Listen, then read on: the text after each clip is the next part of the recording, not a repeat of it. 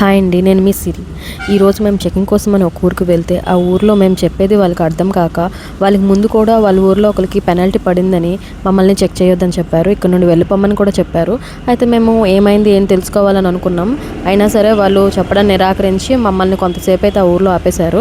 అయితే మాకు టైం అలాగా మేము ఉండలేము, వేరే వేరే ఊరు మేము కూడా చెక్ చేయాలని మేము బయలుదేరాము. వాళ్ళు ముందుకు వెళ్ళండి, ఒక ఊరు ఉందని చెప్పారు. సో అది కొండ ప్రాంతం, కొండ నుండి ఏం లేదన్నా ఒక 10-15 కిలోమీటర్లు వెళ్ళిన తర్వాత ఒక ఊరు వస్తుంది.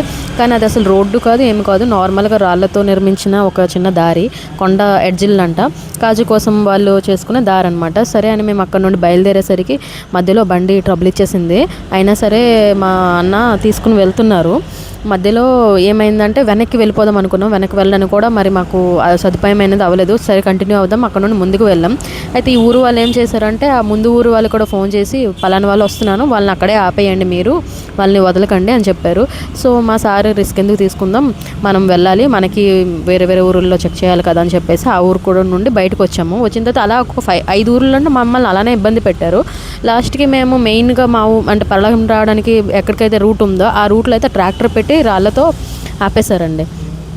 ఆపేసి ఏం జరిగింది ఏంటి అని మా సార్ అడిగేసరికి వాళ్ళం మీరు ముందు బండ్లు దిగండి అని అన్నారు. మేము దిగిన తర్వాత ఏమైంది ఏంటి అని అంటే మొత్తం లోపల చెక్ చేశారు. ఏమైందంటే మీరంటే పిల్లల్ని చేస్తున్నారు అని చెప్పారు. మాకైతే చాలా నవ్వు వచ్చింది, నవ్వుకున్నాం. మేము అప్పుడు చెప్పాము మేము ఇలా ఎలక్ట్రిక్ డిపార్ట్మెంట్ నుండి వచ్చాం, స్క్వాడ్ డిపార్ట్మెంట్ అని చెప్పాము.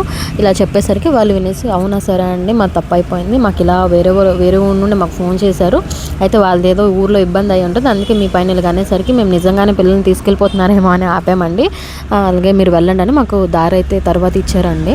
నేను ఆ క్లిప్ లాస్ట్లో పెట్టాను. ఇప్పుడైతే ఈ దారిలో వెళ్తున్నాము. ఇదైతే చాలా దారుణమైన దారి అండి. ఈ దారి నుండి ఎలా అంటే వచ్చామో అది మాకే తెలుసు. ఆ రోజు చాలా కష్టంగా అయితే మేము బయలుదేరినాము. ఇలాంటి సిచ్యువేషన్ అయితే ఎప్పుడు మేము ఫేస్ చేయలేదండి, ఫస్ట్ టైం. నేను ఈ డ్యూటీలో జాయిన్ అయ్యి 1 year పైన అయింది.